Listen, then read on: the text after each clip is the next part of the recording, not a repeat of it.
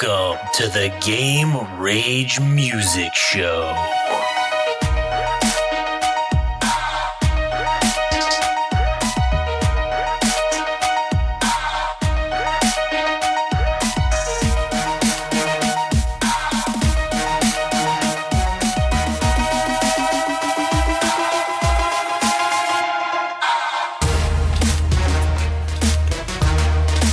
Okay, and we're back once again. This is Game Rage Music, also known as the Good Ass Music Podcast, also known as All Gas No Trash Unofficial, episode number 14. And if you listen to the last episode, you know that these next two that were upcoming are going to be album reviews or listen-alongs or whatever the fuck we're calling playthroughs, a reaction, a blind listen, I guess. Yeah. Whatever you want to call it. Rage in a cage. Yeah, whatever. Penis in your anus. As always, I'm Josh, and I'm here with my wonderful co-host, Adam. Howdy.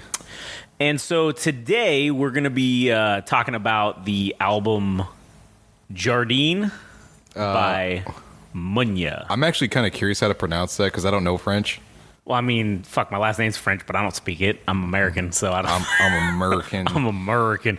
Yeah. Maybe it's Jardin. No, that's fucking like a Spanish accent. Yeah, that's wrong. Jardin is that's how you say it in Spanish. Jardin. That's J, wrong. The J is the H sound, Yeah, but yeah. I don't French. Who the fuck knows? Jardin. That's what it looks like. It's Jardin. Yeah. So Before we get even into the listening to this, so why don't you tell me about what the hell's a Munya? what the hell's a Munya? and B, where's this at on the discography of this artist?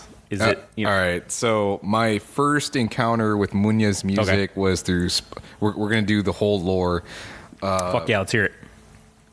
So the way that I found her music was on Spotify. I think I just randomly came across one of her songs. It was probably Benjamin. I believe it was Benjamin. Yeah, I think it was that song. Really enjoyed it. Had this cool vibe to it. The bass line is really great in that song. And I think the reason I was really drawn to it was because it obviously sounded like she recorded this song in her bedroom. And that's why there's this thing called bedroom pop, because of the accessibility of equipment to artists now, where they can just record from home and do things in their bedroom. Right. It had that sound, but it was her voice. It's very how would I describe it? It's mellow. It just easygoing. It makes you feel warm inside. But it's also the dynamic of singing in French and English, interchangeably between the songs. So that was what kind of drew me in. And I've been following her ever since. It might have been did I say 2017? I think it might have been 2018. I'm kind of hazy on when it initially started. But then, shortly afterwards, I think I found Kaina Lu at some point. And, it was kind of cool to see two artists that had nothing to do with each other eventually cross paths with one another on a song that they made called You Never Let Go. And, of course, it took Munya some time to release an actual album, which I believe was in 2021, and it was for an album called Voyage to Mars. I have vague memories of it. I don't know that I loved it all that much. I thought it was just all right. I kind of have a preference for her earlier stuff because it was kind of quirky. It was like her writing about aliens, like being abducted by aliens and love songs. Because she has this whole fascination about space, because whatever part of Canada she's from, it's some secluded area in French Canada, which is Quebec, right? Yeah. That allows for her to see the stars above, and she's fascinated with NASA and space in general, and SpaceX with Elon Musk and stuff. I think she actually dedicated a song to the. I think Boca Chica is like one of the launch sites for SpaceX. And she wrote a song about that and traveling through space and shit. But this album is her second album. And if you are familiar with Munya, you know that Kaina Lu is something of a longtime collaborator between the two. And for Kinda Lou's second album, Munya was featured on a song called shit, I forgot the name. I think it was like Inhibitions / Intuitions, I think, or maybe it's vice versa. But they've been featuring each other on each other's albums, and it was at the show that I went to with Kinda Lou making his first LA appearance I interviewed him, and we were talking about his collaborations with Munya and their relationship and stuff, that I learned that on this album he produced the entire thing, and the team that he is working, or rather the team that Munya is working with, is also are people that Trent has worked with in the past as well. The mixer and master named Adam Tyne mixed and mastered her album, so it's a bit of a family affair between all the people involved. And I believe the drummer of Kinda Lou is also featured on a few tracks to play the drums and such. Oh, okay. So it was a nice little familial effort between everybody that Kinda Lou knew, and it was just kind of cool to see that. So it's been a hot minute building to this moment, and I'm glad it's finally here. And my speculation on the meaning of the album is that Jardin, which is the title of the album, is I'm looking at this as an introspective thing where Voyage to Mars was about exploration in space. This one might be an introspection album, like her looking within herself and examining the garden being herself and stuff. And these songs are kind of like a slice of her. Each song will be a slice of her. I guess that's true for every artist, but this is what I believe to be why the album is named this, and what the songs will paint the picture for us. And I don't know if I have anything else to add. No, so how many what number is this on her discography? Number 2. This is the second. This album. Is following her debut album, which is Voyage to Mars. Okay, and then what does she look like in terms of following on stuff? Monthly listeners, I think somewhere around 300,000 on Spotify. Less than 10K, probably around 7,000 followers on Instagram at the moment. I don't know how she's doing on TikTok or anything like that. So, and then is she associated with any kind of label or? Yeah, Luminal Recordings or Luminal Records, which has another artist that we talked about in the past with Magdalena Bay. Magdalena Bay is probably their largest artist, and I don't know who else follows afterwards after that, but I enjoy that record label for these two artists at the moment. So it is cool that we get to talk about Luminal Records with these two artists, and Munya being the one featured on this episode. Are they out of Canada or something? Is that where they're based? I don't know. I honestly don't know where they're based out of, but so again, this is their second album. And it's part of Luminal Records, which features artists like Magdalena Bay, another great group that we've talked about in the past. And I think she's also highlighted this gentleman named Giorgio Moroder, somebody that was a pioneer for a lot of music. I can't remember all the genres, but I think he was one of the people that inspired like house music, disco, a lot of different things, and she has definitely highlighted him as one of the people as the inspiration. Daft Punk as well. There's probably a few other people, but that's what I remember off the top of my head from interviews and such. So, anyways, I could talk on for extended period of time. Well, so let's get cooking, and then you can put your perspective in as we're listening to each song. So all right, so this is gonna be the typical way we always do this, where we'll pause the recording, and then you can pause on your end, and then you can listen to it, and then we're gonna immediately be right back with our comments after we pause it. So we're gonna start with the first song off of Jardin by Munya, and it's gonna be called Hello High. So this is Hello High by Munya. All right, so that was track 1, Hello High, off of Jardin by Munya. So what'd you think about that? I enjoyed it. It's very light and airy. It's got a little bit of I don't know how she does it, but there's some kind of like spacey quality Yeah, to man, it. it's ethereal. That's what I got from that. It's like got Yeah. this ethereal feel to it. That As far as like imagery that comes to mind, it does feel like a warm greeting. I don't know why I think of this movie called The Secret Garden, where the garden is you being welcome to Munya's world. yeah, Each of these songs is maybe like a flower, and she's tending to each of these, and maybe she's tending to herself through these songs. Yeah, that's the feeling that I get, is that you're being kind of greeted by Munya herself through the gates, and you're walking, and you're just kind of like, oh shit, it's kind of dope. There's flowers, and there's greens and everything. This is pretty fucking red. Yeah. So that's kind of like what. There's no lyrical depth at the moment. It's just kind of like a superficial thing. It's like, Yeah. hey, how are you doing? Like, it's like you an know, glad to see you. glad you're here. Yeah. You know, how you been? You know, that it's kind of like, hey, old friend. Yeah. Thanks for coming back, basically. Yeah. I kind of got that same similar vibe of like, oh, you're at this front gate of like this garden, and then with kind of like that ethereal type music with the way her voice is, I feel like as soon as you walk in the gate, she just disappears into like pixelation, and then like everything starts turning into interesting colors, and then you just hear her voice like played. Just it's like a non, what is that called when there's no body, but it's a disembodied voice. It's just like saying hello, hey, how are you? Thanks for coming. You know. Yeah. So that was good. I like that. I enjoyed it. It's a nice little opener, I guess. You know, set the Right. tone for this thing. All right, so we're gonna go to song number 2, which is called Nuit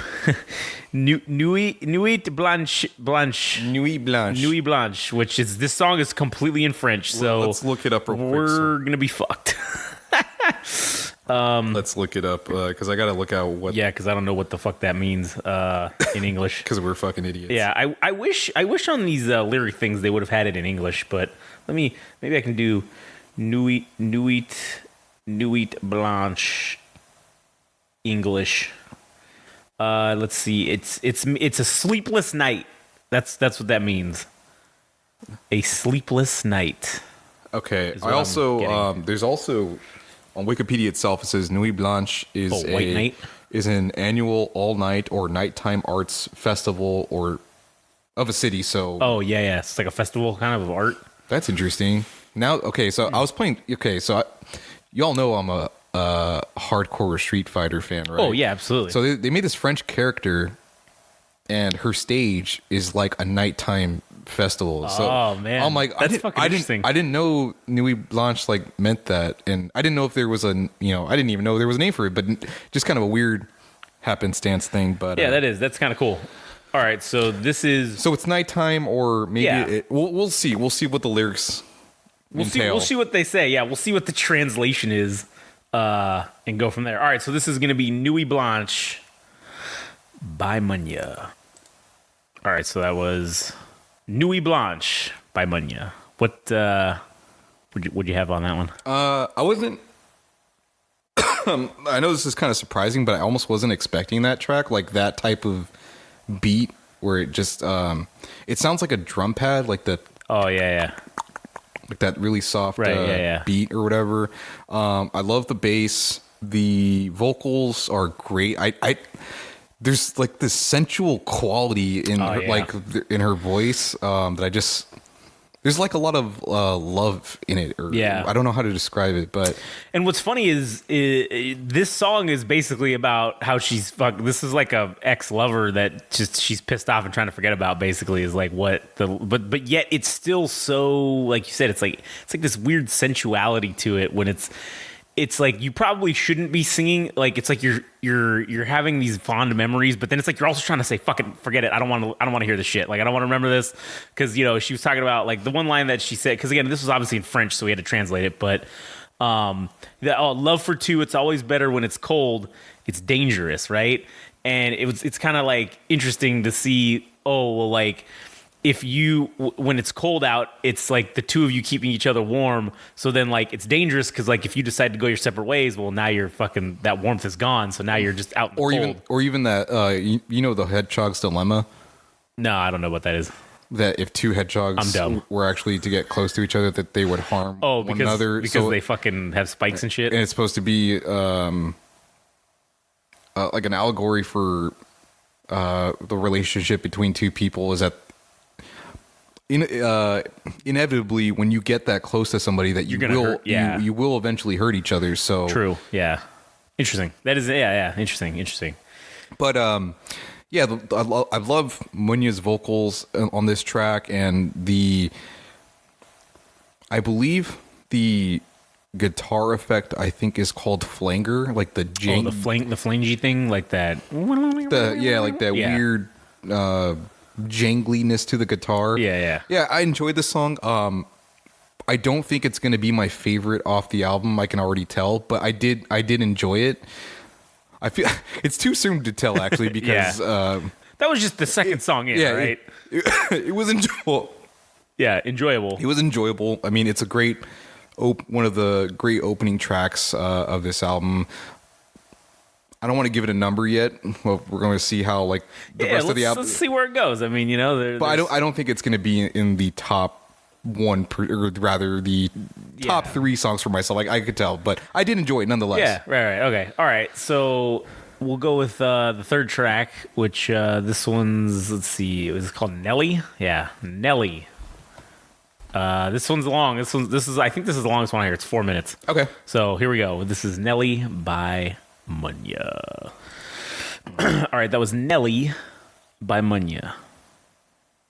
You know, that was like a very upbeat, like positive vibes kind of fucking song. And I don't know. I don't know if it's because she's singing in French, but it just, it just kind of hits a little different than if you were English. singing it in English. And reading the translation of the words, and again, this is where it's difficult because I'm sure some of the shit gets lost in translation. Because right now, these first two songs, I kind of get it. Like I kind of get like the lyrics behind. I kind of get where she's kind of going with this, but I don't know if I fully get it yet. So the next song is in English. So I mean, we'll see how that turns out. But I kind of see where this is going. And I don't know. We'll see. But otherwise, lyrically, it sounded great. Like the French sounds fucking great with this type of music engineered behind it, like the actual instrumentals.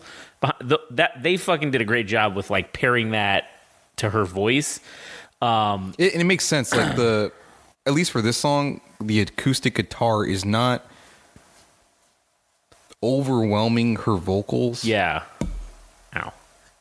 The acoustic guitar is like on the softer side. Like if her vocals are on the foreground, then the guitar is just behind it. Right. Yeah. And I do appreciate that about this so far, is that the vocals have been the high. That's like the reason you're here is the vocals. The other stuff, the instrumentals are complementary to the vocals, and I think they did a good job of blending that so that you're not getting overwhelmed. But even like the melodies are good. Like, Right. You can still hear it all. Yeah. Like it's so distinct in and of itself that you can still hear everything, but the music doesn't drown out the vocals, and the vocals aren't drowning out the instrumentals or whatever. Yeah. So I don't know. I think that's interesting. Yeah, I mean, the song itself looks like it's mostly about romance and love and longing for somebody. I don't know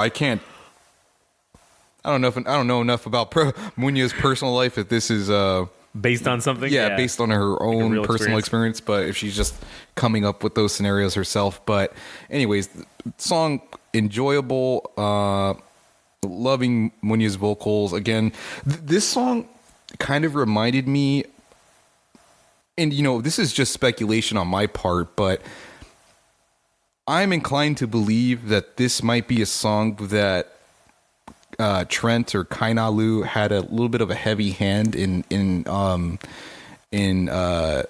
the creative process for this song, because there's one song on Ginseng Hourglass, which is Kainalu's second album, called Turned Around, that it almost kind of starts off in the same fashion with like this acoustic guitar, and there's something in there that kind of reminds me, and it feels like this might be him with his guiding hand, like, hey, this is where you can go with the song. Like, yeah. So that's just me speculating, but and also in terms of the landscape of the overall album, this one felt. I don't know if I sound crazy, but this one feels grounded, like it feels earthly because of like the acoustic guitar, and I think it's probably rooted in the acoustic guitar that I think, you know, her music in general felt like it always has like this spacey, you know, quality to it, and this one felt like grounded or earthly. I don't know what other words to put to that, but no, I think that describes it accurately. So yeah, I enjoyed that song. Yeah, I did too. I didn't dislike it. You know, it was pretty good. So all right, so that was that one. Now track number 4, Bizarre Love Triangle. Okay, so this is a cover from New Order, I think. Yeah, this is a cover. So this is not an original song. Okay, This is a cover of Bizarre Love Triangle. Let me make sure if that's New Order. Interesting to throw a cover in. She has been doing that. Like, but I mean, yeah, obviously she didn't start off with it, but you know, how many songs are on here? Is there 10? Let me see real quick. Yeah, it is New Order. New Order. So yeah, I mean, there's 11 songs, and you're, you know, a quarter of the way in basically, and you're throwing a cover. So interesting choice. Mm-hmm. But let's see how this one sounds. All right, so this is gonna be Bizarre Love Triangle by Munya. All right, that was Bizarre Love Triangle by Munya. What'd you think about that? Rather by New Order and her. This doing is her cover. Yeah, there you go. All right. I'm going to start with the bad. All right. That first 30 seconds of the intro with like the harsh, like drum pad beats. Yeah.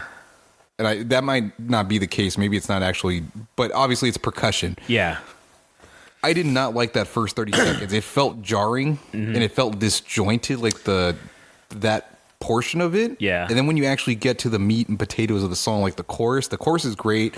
The style that they did it in. Yeah. I think the bass line was probably the most prominent thing that I really enjoyed of the song. But that first 30 seconds kind of I didn't really enjoy. But it was an admirable effort to do a cover. I don't know if this is my personal favorite song off of this album. It's probably going to be the lowest. Oh yeah. Thing. It's not because I hate covers, but it's just hard. No, I think that's part of it. I think subconsciously you hate covers. That's what. But okay, so when it comes to covers, it's hard to raise the bar or exceed what somebody already did because the first thing was already great by itself, and now you're trying to take that and elevate it in some different way. And I think this effort was good, but again, the first 30 seconds kind of doesn't put you in a good place.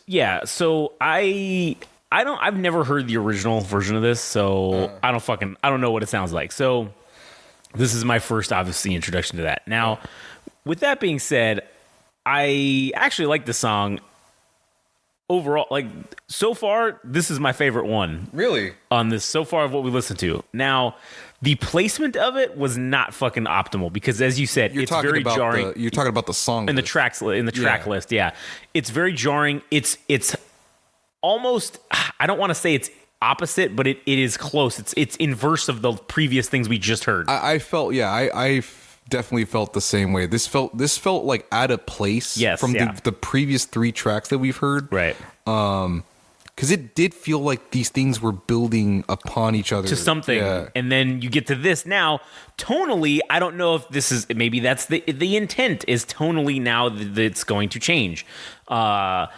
Those two previous were they were sensual, kind of pining, longing type songs. Now this one to me was overtly sexual in nature in terms of the way that she was kind of singing the lyrics.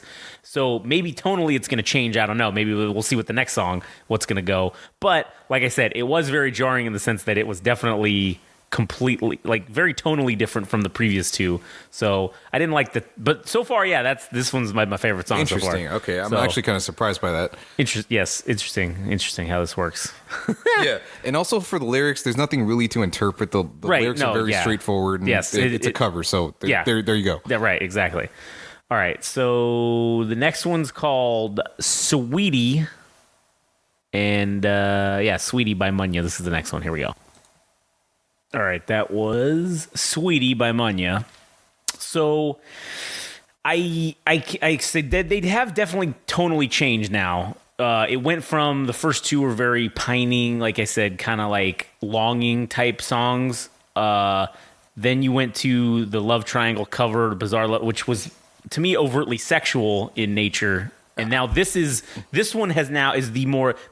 innocent, like, oh, you'll always love me, I'm the only girl for you type deal, What do they call that? The honeymoon period? Yes, that's what this is definitely. That sounds like for sure this is the honeymoon period version of this of a song. So we've gone from like a breakup, a previous relationship to now I'm still want this relationship to. Oh, now there's this is like now we're fucking, like that's what the fourth song was, that Bizarre Love Triangle was like we're fucking now, and now this is like, oh, I'm just so innocent, and that kind of I'm just thinking about you. Yeah. What are you doing? Yeah. What's your name? What's your sign? Yeah. Oh man. Kind of yeah. I think that's gonna be that might end up being a clip. What are you doing? What are you doing? When a girl texts you. Yeah, what are you thinking? What are you thinking about? Yeah. Yeah. Or even just, when you're at work and you're just in the honeymoon phase. Oh, yeah. Hey, I love you. Oh, my God, I love you. Yeah, I was just thinking about you. Oh, my God. Okay, so one thing I could say about all the songs so far is I know it's my boy Trent fucking laying down the bass, dude. Yeah. I think the bass lines for all the songs have been great, and I really liked it for this one. I think the strongest part of the song for me was the chorus. I don't know if it's the way it's sung that had me drawn to it. But there's also this other element that was introduced to this song that's exclusive to this song and not the other ones. There's like a xylophone or a vibraphone that kind of makes it, it distinguishes it from like that kind of, and it makes it playful. Like it almost makes it childish. It's the innocence. It plays to that innocence part of the song. This is the innocent. It's like she's standing there with her hands behind her back, like kind of just doing that thing with the shoulders. The little shimmy. Yes, yeah, exactly. That plays into that very well. Yeah, so I think that's cool when artists can use sound to create that imagery. I don't know how the fuck you guys do that because I feel like it's sorcery. Yeah, it is. Yeah. It is sorcery. It's fucking. It's straight black magic. Like there's no fucking other witchcraft. Yeah, there's no other explanation for it in my opinion. I enjoyed that track. I'm trying to think of where I'm internally. Excuse me. Excuse me. Sorry about that. I'm starting to rank the songs internally right now. I don't know where this one falls yet, but I think it's starting to. It's somewhere in the middle right now. Yeah. That one's probably a solid middle for me where we're at right now. So all right, so let's see what the next one goes. We got this one. Next one's called Cocoa. And it's not cocoa like hot cocoa, all right. It's KOKO, all right. That's what I was thinking. So she released this song as a single. Cocoa. Just no, the previous one. Oh, okay. Sweetie. And my impression was I thought it was about her dog because she put such an emphasis on the dog being in the music video that it was like written either from the perspective of the owner or her rather, like saying how much she loves playing with her dog and shit. What if she's like providing a social commentary saying that men are dogs and like that's Yeah. I don't know about that, but sure, let's throw it out there for the sake of this episode because I'm just curious. Why would you put the dog in the music video then? Yeah. Like that's you got it. That's what you got to mean. It's a grill. I think it's a grill. Oh, yeah, it's a grill. Well.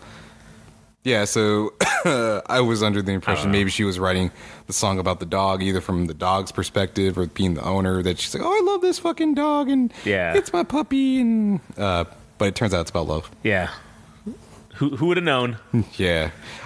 For the most part, this album is pretty straightforward. It's a lot of romantic songs. Yeah. I mean, this is a like pop, like kind of album-ish type deal, so that makes sense. It tracks, you know? Yeah, and listening to this and then comparing it to like Genesis Owusu, where we were just trying to like, there's no fucking. We were like trying to. Oh my god, what is this guy fucking saying? Like, what does this mean? Well, I feel like that they're two different things. It's apples and oranges. Yes, Genesis Owusu was fucking telling a fucking story through spoken word and instrumentals. All right, that's what he was painting a fucking picture, and there was so much imagery and like hidden fucking meaning behind that. Yeah, I think this is pretty much face value. This is what is what you see is what you get with this. Yeah, and there's nothing wrong with that. No, I'm actually because if we did albums where we were dissecting everything, I don't know how that would work. I mean, it'd be great for us because it's great content or whatever. But if we did that every fucking episode, fuck. I mean, maybe sometimes it's nice to get something a little light. This is light, yes, exactly. That's what I was about to say. This is like a little nice, light, fucking. It's not on the heavy side, right? You know, this is fucking perfect. So which I'm sure. Well, we'll talk about that later. But anyways, all right. So let's do Coco, right? That's what I said we're on. Yeah, Coco by. So it being written like that, it makes me question two things. One, is it a name? And two, in Japanese, Coco means here. So we'll see what the lyrics mean. So you think that this could be a Kainalu fucking fingerprinted song?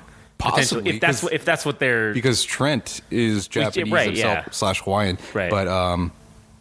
maybe. I mean, we'll see. Because it being written like that, I'm starting to question it. Like, maybe this is he had his hands all over the fucking album, but like, there's songs where I feel that there was, he had a little bit more of an influence. And maybe I'm just ignorant about how this works, but did he assist with help her produce the lyrics and writing the songs, or was this just he was helping with the putting together the instrumentals? Both.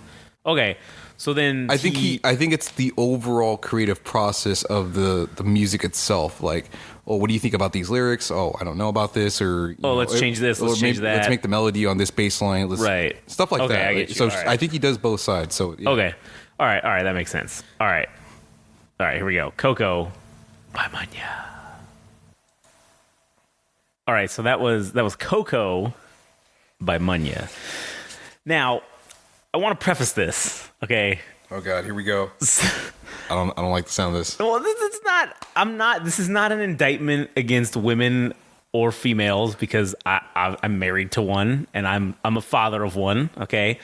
But this album is like the female psyche, right? All in, like their schizophrenia and like the way their weird mind works. This is perfectly exactly set up how it is. Okay, you go from this, oh, hello, hey, how are you, to, oh, I'm just so pining over my last boyfriend, and then the next song, oh God, I just want a new boyfriend so bad, to the next song of, oh, I kind of met this guy, but I'm like this weird, he kind of maybe likes this other girl, I don't know, to now 5, okay, sweetie, with being, oh, we're in a relationship, we're in this super sweet honeymoon phase, to this song, which is literally, oh my God, he hates me, I'm so obsessed with you, I just want to be there all the way to the end, like, oh my God, how do I make you happy, like, why aren't you listening to me, blah, blah, blah. Like, it's super fucking, it's like the relationship scale, like, is playing out in this song of how things go.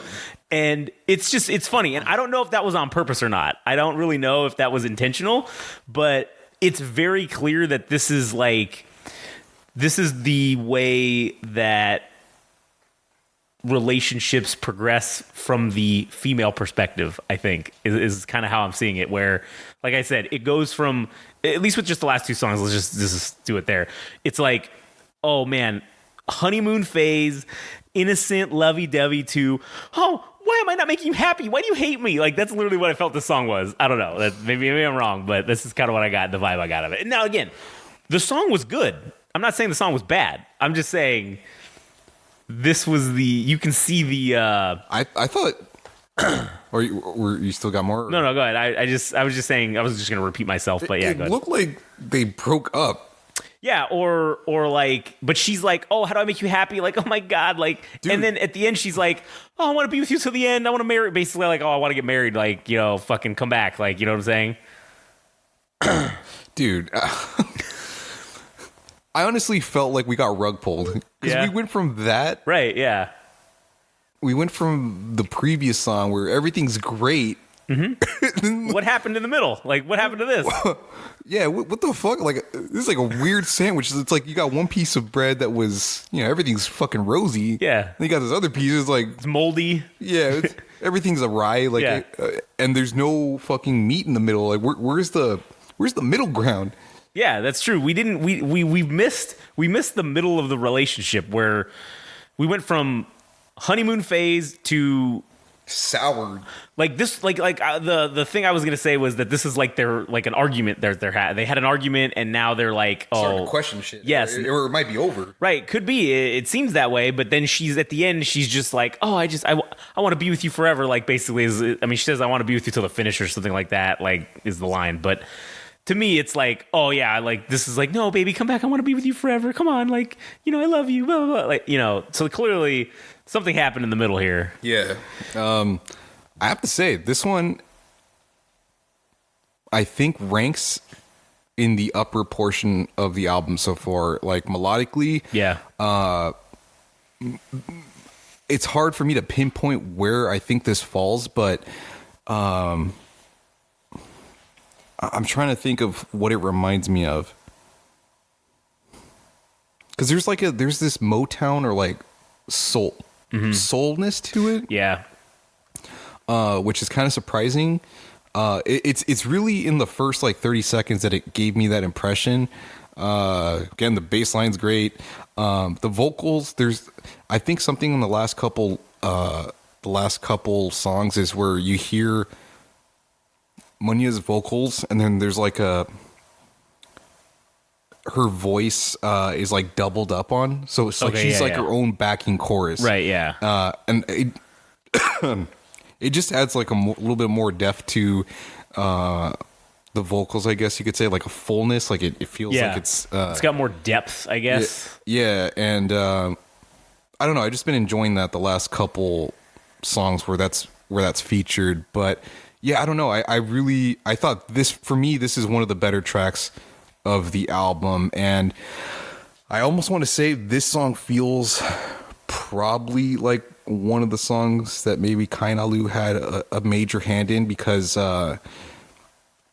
there's this artist named Ginger Root, and it almost sounds akin to something that Ginger Root would make, and I see on social media that Ginger Root and Kainalu like follow one each other, and they Yeah. there is like a familiarity in terms of genres between the two, and it feels like it's coming out on here. I mean, they're all different artists, and they're their own artists respectively, but between Ginger Root, Munya, and Kainalu, there's little overlapping layers, and Yeah. and it feels like this song has like that Ginger Rootness to it. Oh, okay, okay. And maybe Kainalu was maybe taking a little bit of inspiration from him. Yeah. That makes sense. I know that kind of like falls on deaf ears to you. Yeah, I have no idea what you're talking about, but yeah, I mean, but- I've never heard Ginger Root. Yeah. So, but I've heard Kainalu. Yeah. And I've heard this. So Yeah. I mean, it makes sense that if they are all kind of intermingled, working together ish. I mean, they're not working together, but just the nature of their music, like the spectrum of sounds that they create. Yeah. They're all kind of in that same world. Similar sound, I guess. Yeah. And maybe we'll take like a split second out, off the Yeah, recording, just so I can show you like what Ginger Root sounds like, so you can kind of get an impression. But I do think this song is probably one of the stronger tracks, and it was not at all what I thought it was with Coco being. Yeah, that was not even close. Yeah, not It's even all right. not even close. But I guess it was referring to Coco the plant, like the cocoa plant, because he was talking about cocoa palm trees or something like that. Or Yeah. what was it? Something about palm trees. I think Cocoa about you under the trees. palm trees and some shit. Yeah, I don't know. But yeah, I don't know if I have anything else to add for that. Yeah, I don't think so either. I mean, that we covered it pretty well. All right, so the next song is Well, it's called caramel or caramel if you say it that way. And then there's some shit after it in French. I'm gonna butcher it. Mon coeur soir à toi. I don't know what that means. We'll find out I in a guess we'll minute. find out in about 10 seconds. All right, here we go. All right, so that was caramel. So I take it that they definitely broke up in the last song, or took a break, or took some kind of a break, and then this was a very like the backing instrumentals were pretty like upbeat. It felt like, and I don't know if this was like makeup sex. Like, you know what I'm saying? Because she was like basically referring to still, like, oh, his voice still like dries her tears, and he's still there. So like, it seems like maybe they got back together or something. I'm not exactly sure. It's hard to, because again, I'm sure we're losing something in the translation of it. It's possible. So, it's like, oh, you know, my heart opens to your voice as the flowers open to the kisses of dawn. So it's I'm not really one for romance and shit. Yeah. But I like that string of words together. Yeah. As flowers open to the kisses of dawn, meaning that, flowers open when the sun rises. Right, And shit. yeah. But also, I just imagine two people spooning with one This another. is the morning after their makeup fucking sex, yeah, you know? Yeah, Like, and it's just kind of, you know, it's a nice, like, warm Yeah. feeling, but the song definitely has, like, a bittersweet nature Yeah. to it. And you have more to add, right?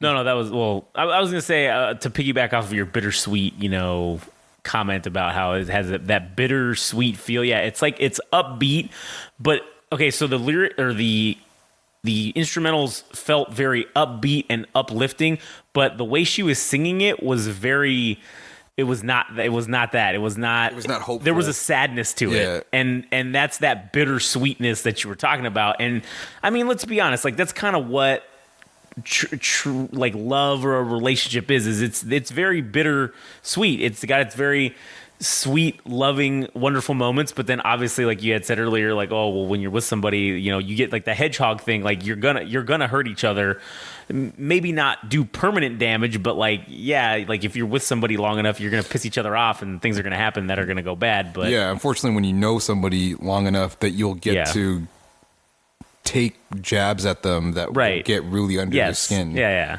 And that's when like the ugliness comes out, because you know each other so well. But yeah, the trust, you're hopeful, you're hoping that that level of trust will never get to that, where when you guys start pointing fingers at each other, that you will say the things.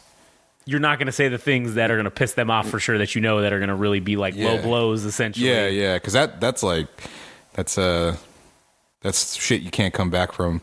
That is true. Most of the time. That is true. But I have to say, these last two string of songs, they rank as probably my top portion of the album. I like this song. I don't know if this is actually what genre it is, but it has I think it's bossa nova music, like from Brazil. It's like their version of jazz or whatever. Okay.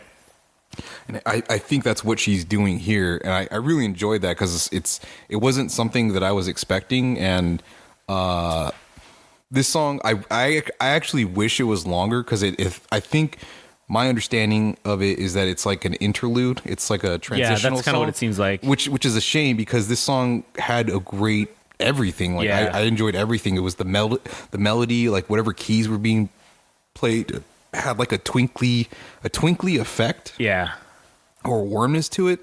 And you know, obviously the lyrics about, you know, being in some type of relation, or maybe an ending relationship that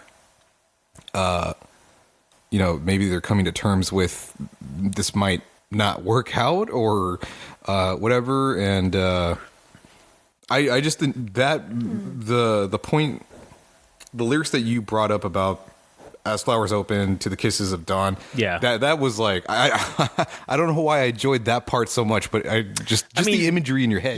The imagery that it inspires in your own brain, and just lyrically, it's beautiful. Like that's the only way I can really describe it. Like, and that's why it's good. Yeah. You know, and it is kind of nice to hear from the girl side, from them being like. You often hear guys being simps. It's kind of nice for her to be the one that's pining like for simping. Yeah, a little bit. Yeah.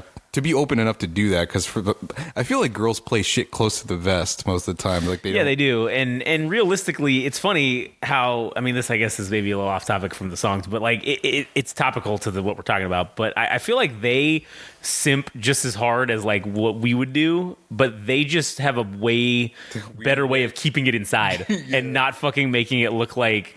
Because us as men like have no patience. They just have more patience than us, I think, is what it is in terms of like and subtlety, like right. subtle. They, they could have some way of saying it might be their way of showing affection, and you just completely miss it because we're stupid. Dude, yeah. Listen, man. Every fucking girl that I've ever been in like a serious relationship with, it's always been like them dropping these subtle things, and then me being too dumb to figure it out, and then eventually they have to like say something overt, and then I'm like, oh. Okay, I see where this is going. I can imagine you sitting on the toilet, like 20 years after your life. Oh shit, she liked me. Damn, she wanted to go out. Fuck. Yeah. Yeah, basically that's kind of how it goes down sometimes. But yeah, and then all right, so back to this though. We'll see where it's going because the next song is called Once Again. So I'm guessing either once again, here we are back in our loving relationship, or once again, same old shit, we're arguing with each other, or we're about to break up again. Who knows? I don't know. We'll see. What do you think the thing is with the foods? Because she's mentioned cocoa and now caramel. I don't know. Maybe, I mean, I'm not sure. Because cocoa, because there is like, if it's the semi-sweet in its natural state, it's not necessarily, it doesn't taste like chocolate, right? No, it's very bitter. It's from the cacao plant, right? Yeah, it's bitter in its natural state, and so it's bitter. And caramel is very sweet. Yeah. So, cocoa was maybe as we kind of had said, the breakup song. So that would be interesting. It's bitter. Yeah, because if you're talking about like the cacao plant in its raw form, is yeah. that we immediately think superficially that cocoa is sweet, right? Yeah. But underneath the surface, it is actually bitter. So correct, the songs, that song, it makes sense. Being bittersweet, the instrumentals being sweet and the lyrics being the juxtaposition right. to that. Maybe that's what's happening here with the food. Because I was trying to figure out what the fuck the food has to do with anything. But that would make sense. That seems like that's where it's going. I mean, it would be interesting to ask them or talk to them about, well, what was the point of calling it that? Is that what you meant? Because we may be reading into it too far, and they were like, oh no, we just thought the word cocoa was cool, or caramel. I don't know. Like, who knows? Yeah. I mean, maybe we're reading into it too far, but I don't know. I'd be interested to find out what they really fucking were talking about, or what they really meant. Yeah. What track are we on? This is that was 6, 7. So this is 8. All right, and cool. then So we got 3 9, more tracks. 10. Yeah, because there's 11. So we have 4 more tracks. We got 8, 9, 10, and 11. Excluding 8. Well, 8's the one we're on right now, once again. So, right. So including the one we're on right now, 4 more. All right, here we go. This is Once Again. All right, so that was Once Again. What'd you think about this one? So I've heard this song before. It was like one of the earlier singles for this album. All right. I'm not sure. I think the song could be one about one or two things, or maybe it's both. Since this thing has been following a theme of romance and relationships, I don't know if this song is talking about that the character or the person within the song is now entering the relationship once more, and that people are just being polite about them revisiting this relationship. They don't know if it's going to work out. Or I don't even know if they like the person, but that they're like, oh, here we go again with this person. Like, it didn't work the first time. Why is it going to work a second time? I don't know if it's that, or this song is about her career in music, that her family or friends or whoever she finds close, that they didn't support her, or maybe they didn't have faith in her music, and now she's finding herself getting the benefits of her music career. So it's one of those two things. I don't know, because if it's the second one, it kind of fucks with everything else. Yeah, because we're talking about relationships, and now it's more personal. It throws off the narrative, I think. Right, yeah. And I kind of took this as the character, and okay, so last time it was sweet. They were kind of having makeup fucking sex or whatever they were doing. They were back together, it seemed like. Now I kind of look at that, okay, because remember her the way she was like, the song was upbeat, but she was singing it very sadly, right? So I think that was it. It was over. And this, once again, it seems like she's back in the dating pool. Like, it was, that bossa nova thing you kind of said of like the one. This one had that, like, I felt like this was at a club in like fucking Brazil, and you're just like, she's in there. It's like she's talking about, everybody's pretending to be perfect all the time. And everybody's all about vanity, which, okay, when you go out go to the club, right, you're trying to attract people. It's all superficial. Everybody's pretending to be perfect. And it's like talking about all the nonsense and and assholes talking to you, trying to buy you drinks, keeping up with the nonsense. And then it's like, it's like I finally get a chance to just like catch my breath, and then here we go, something's off again, like something's happening. And it's fabricate reality and separating sanity, right? So it's like you are fabricating this reality of who you are as a person when you're trying to date or you're trying to introduce yourself to somebody. Nice. And you separate sanity from that, because that's insane to do that. You are not the same person. When you are first trying to attract somebody, you are like totally different from who you actually fucking are. Yeah. So I don't know. That's kind of how I read into the song, and maybe I'm reading into it too much. But so then the previous relationship ended. Now she's starting over again. Once again, back into the dating pool. Yeah. Going out to the bar. And ironically, she's married. Club. Oh, we'll see. There you go. So it's kind of funny. She's writing these songs. I mean, it could be about obviously we've all. Listen, I'm married, and like I've been in. My wife was not the first fucking relationship I've been in, so she could be talking about other previous, or like maybe, experiences. Maybe they separated and then they came back later in their lives, and there was a bunch of people in between. Yeah, it could have been. Interesting that she's writing about this in this album. I don't know. I did enjoy the song, though. Yeah, I did too. I agree. I enjoy it. These last three songs have been top notch. Like, it's interesting. She's been saving these songs for the latter portion of the album.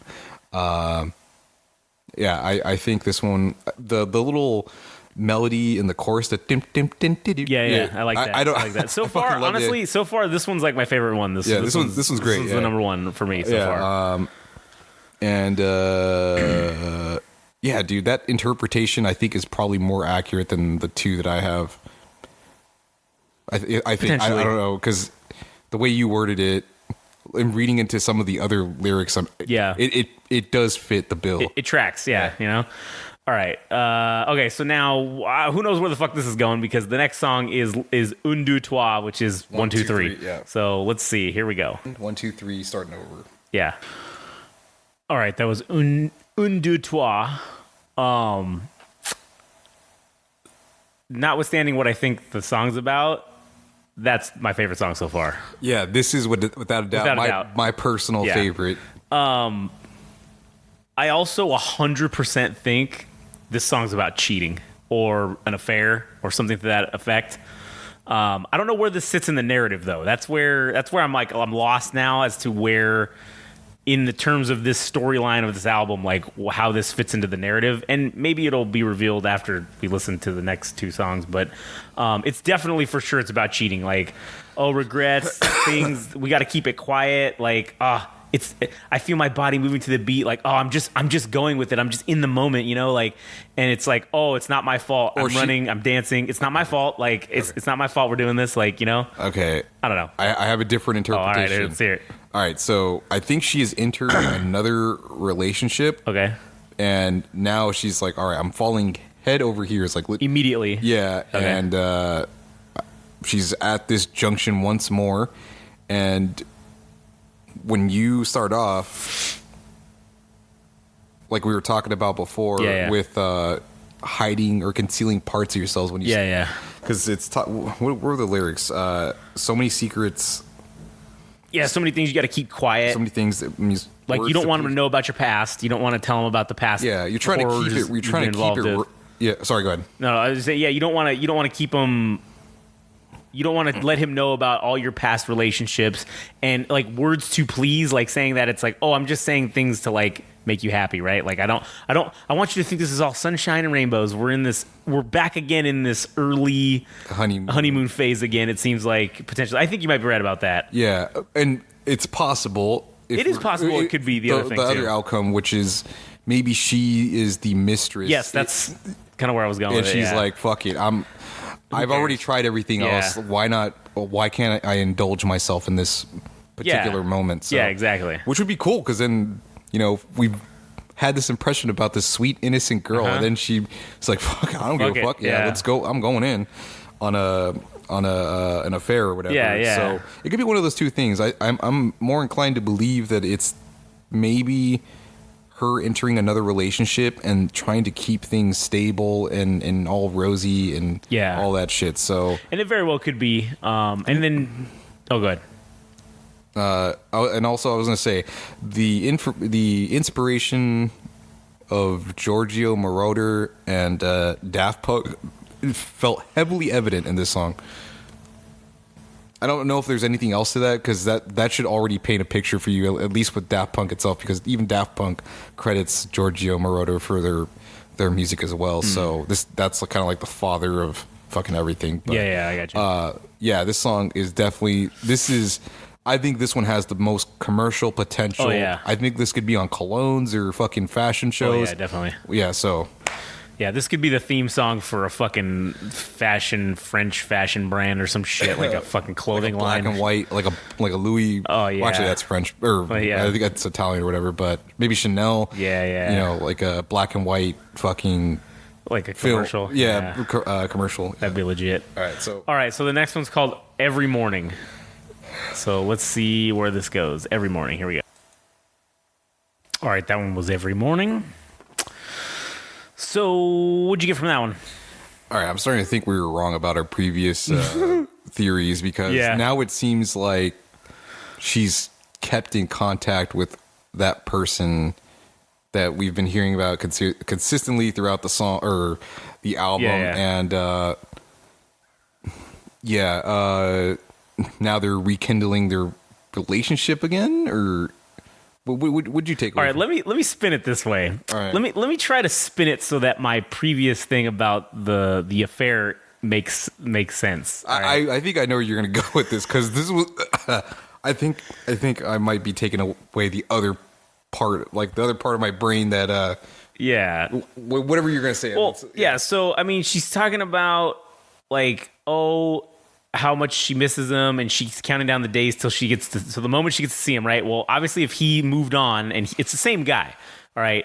The original guy, he moved on, he got into a relationship, and then somehow they got back together, but he's still in this other relationship, or he's married, maybe. I don't know. She's the affair. She's the other woman, essentially. And so now with this song, it's like she's constantly thinking about him, like, getting back to, to him, and like, I can't wait until I get to see you when you get to escape the other thing, and we can go back to being together. And then, because she does say in the French part, what does it say? It says in the French part, like, you and I, we loved each other. Don't you still remember? Like, so that's like, now she's trying to get him to come back and be like, just get rid of this bitch and just come back with me. All right. Now, again, maybe I'm reading into it too weird, or maybe I'm just trying to fucking read it in a way in which it makes my other theory correct. But who knows? It's hard to tell. It's very hard to tell. It could be multiple fucking things. It could be that she's in the relationship she's in is not satisfying her, and she's having second thoughts about this dude, and now she's starting to text this. Or maybe they're both in another relationship and they're still seeing each other on the side. They're friends, and sure, maybe they've been distant for some time, and it's like, okay. Maybe they're gonna what's cracking? Yeah, what's up? And I don't know. The next song is called Vanilla, so that goes to like that literal term vanilla is like the opposite of having affairs, and like a vanilla is just super plain, bland, fucking no excitement, you know. Now it makes me wonder if the relationship that if she is in a new relationship with somebody else, that And it's boring. It's vanilla. Yeah. And maybe, I don't know. I guess we'll just have to see what it is. Did you have any other thoughts on this one? No. All right. Yeah, neither did I. All right. So this one's the final track, Vanilla. All right. That was the final song, Vanilla. And I don't know, man. Maybe I am way reading into this, but I feel like we got swerved. I feel like she's gay. I feel like that's what the end of this is. Like, I feel like she said, you know what? To hell with men. I'm just going to go with this woman. Like, fuck it. Like, I don't know. I don't know. Or maybe, I don't know. Or maybe this is like she's going with a woman to attract. Because vanilla, in the term of like vanilla lesbianism or something like that, or being a vanilla lesbian, is like, oh, you go with, it's like a slang term, but it's like, oh, you make out with some other girl, but then you end up going out with it's like to attract other men. Like you do it to attract other men. Because I feel like when she's saying like, oh, my greatest desires who fly away, my heart's freezing like it's cold, but then, oh, hidden in the night, a gesture, she sees me. I wait, I smile. Oh, she's right there. My heart's beating. I'm afraid it shows. I'm thinking of running away. Like, she's running away from the man, but then she sees his eyes shining, and then she's like, I don't know. I don't know. Maybe I'm reading into it, but I feel like that's what happened. I feel like she's running off with a woman in the end. Sorry, I'm trying. I was looking over the lyrics because it's hard to say. I feel like they got back together. That could also be, and it's done in a way that it's like they're cutting to his perspective. Yeah, because she's saying, I think somewhere in the lyrics it says, a gesture, she sees me. I wait, I smile. She's right there. I feel my heart beating. I'm afraid it shows. I'm thinking of running away. So this guy that we've been hearing about, we finally get to hear his perspective at the very end, and it's like that's like maybe the dynamic in the song is that it's from her perspective, and then it's from the guy's perspective, and it's alternating. Yeah, that could also be too. I don't know. I just thought that was funny. I was like, oh man, what if it turns out she swerved us all along, and she's like, I'm just fucking going with women now. Fuck this. Like, I'm tired of this. But then it does say like at the end, like, right? It's like, oh, my heart is frozen. So it's just like at the end. All right, I don't know what the fuck happened. For some reason, this like paused in the middle of like me talking, and then we went on for like another probably 10 minutes about it. But basically, we were giving it a general, overall range of scores. Go ahead. I just wanted to preface that. So I think part of what we were saying got cut off. Yeah. So we were talking about the previous song, the very last song of the album. Yeah. So maybe we should try to, go over. Well, no, that My Heart Was Frozen was the last part, was the last song, and then we went into. I didn't pause it again. We went into just like, oh, what would we give it as a general score? Oh, so did it capture everything up until the review that we gave? Yeah, it captured. Yeah, it basically got. It seems like mostly everything of the previous song, that last song, up until we started talking about. Because that Frozen part, like that was at the end of the last. That was the last song. That was like me talking about the end of that last song with that Frozen part. Yeah, I got that. But and then, was that the last thing you said? That was as far as like what we were interpreting for the lyrics. Yeah, I think that was the last thing that was said, and then for some reason it paused right there again. So I don't know why it did that, but whatever. But so it didn't capture anything we said about the overall ratings. Okay. So you had given it overall. Like a what? Would you say 7.5 to 8? Yeah, somewhere between a 7.5 and an 8. The reason being that a lot of the songs felt, not a lot, the middle portion of the album felt mid, and then the first 3 songs, I thought great introduction for like for the album itself. Middle portion, and then when you get to Once Again, Un Deux Trois, and the 2 songs before. Once Again, I thought were probably the highlight of the album itself. And then once you get to Vanilla, that's where it didn't end strong. So I think the production of the album is fucking great. Like everything sounds fucking sweet. The melodies are great. There's all the bass lines on all the songs. I imagine that Trent or rather Kainalu did all of them. And they're all funky or catchy. Yeah. And to me, it was a real highlight of the album. Also, Munya's vocals, there's something about the French language that it just feels so sensual and warm. And for this song, or rather for this album to be on the romantic or relationship side, I think it's very fitting that it was done both in English and French, and it just hits better in French. Like I will say that if she did an entire album in French, like I wouldn't be opposed to that, because it just, to me, it feels it hits a little bit harder.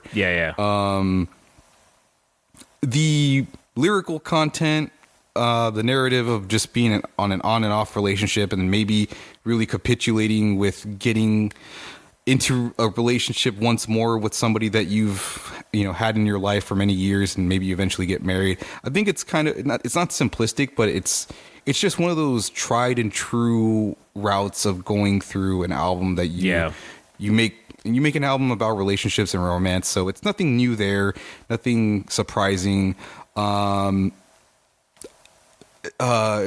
gave it an 8 because Un Don Toi is probably the song that is the real highlight. For me, it's a 10. Yeah. I think it's a real rarity. Not every artist has the opportunity to make a fucking home run song. True. And I do believe that Un Don Toi is like her best song that she's made in her entire discography. So that's, for me, what makes it an 8 is because she made a 10. Some of the songs were mid, some of the songs were above average, and the one that hit hard. Hit it all the way, yeah. And I was pretty much the same. I had said basically between a 7 and an 8, cut it in half and just do a 7.5. Typically, as I had said, this was not the type of music that I listen to. So looking at it through that lens of this isn't the typical shit that I listen to, that's pretty good in terms of score. I did agree with you that, yes, some of the songs were just kind of meh. They weren't that great. The rest of them were above average, and then the one fucking like Un Deux Trois was like that's the hit. That's a 10. That gets you to that high level of a score. Yeah. And then basically, yeah, that was pretty much it, I guess. Yeah, and if I had to be really descriptive, I really enjoyed Coco. And what's the song just under Coco? Caramel. And then once again, those four strings, string of songs together, like they went really well together.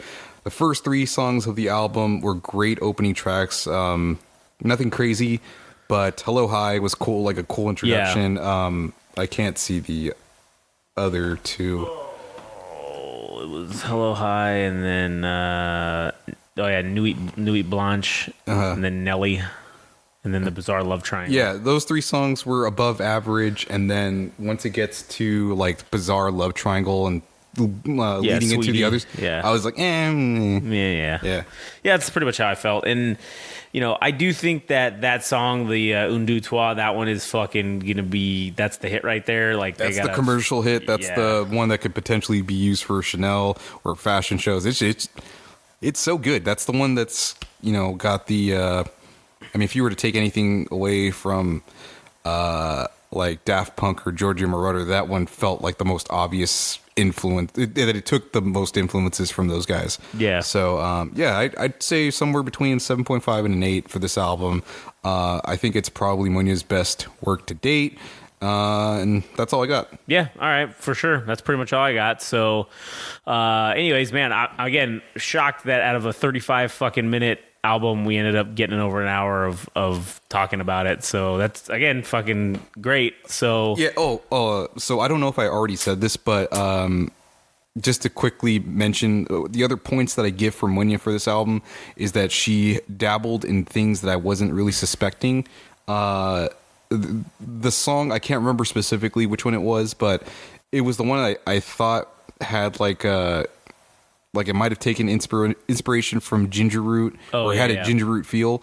That was completely blindsided by that. Very cool to see her do that type of song. I don't know why I said it had like a Motown feel, but it kind of does. I don't know. I don't know if that's the appropriate words, but that's my best interpretation of it. And then for the track that had the bossa nova feel, I don't remember which one that was. Was it Caramel? I think it was Caramel. Yeah. I have to say that was a very cool song to see her do that. So that's why I gave it additional points, because it feels like we're seeing different shades of Munya in this album as opposed to some of the things that she's done in the past. So that's all I have. Props to that. Props for that, for trying new shit, right? So like that Bizarre Love Triangle cover, not feeling it. Or rather, the first 30 seconds. Yeah. It was the first 30 seconds that felt the most jarring. Yeah. I don't know. In the way of the way the album went, that was the one thing that I the one criticism that I do have is like, that song felt out of place with the way that the way the flow was kind of going. And who knows? I don't know. Who knows where that? And maybe that could have been because it's a cover. Because I've never heard the original song, so maybe I need to go listen to the original song, and maybe I won't like it as much after. But I thought initially upon first hearing it that it was pretty good. So, but like I said, that I think that string of Carmel once again and Un Deux Trois, that was for sure the strongest fucking string of the album. Yeah.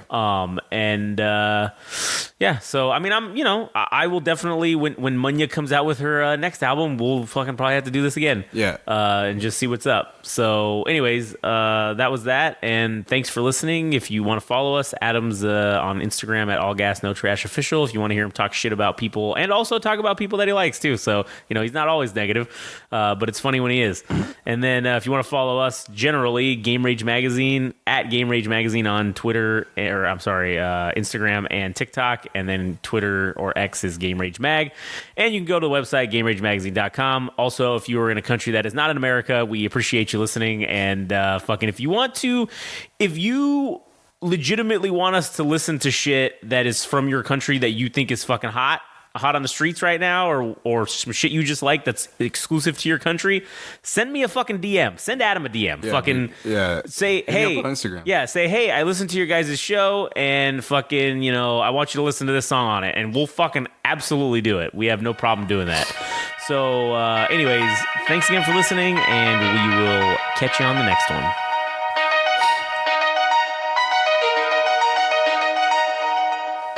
That was the Game Rage Music Show. Thanks for listening.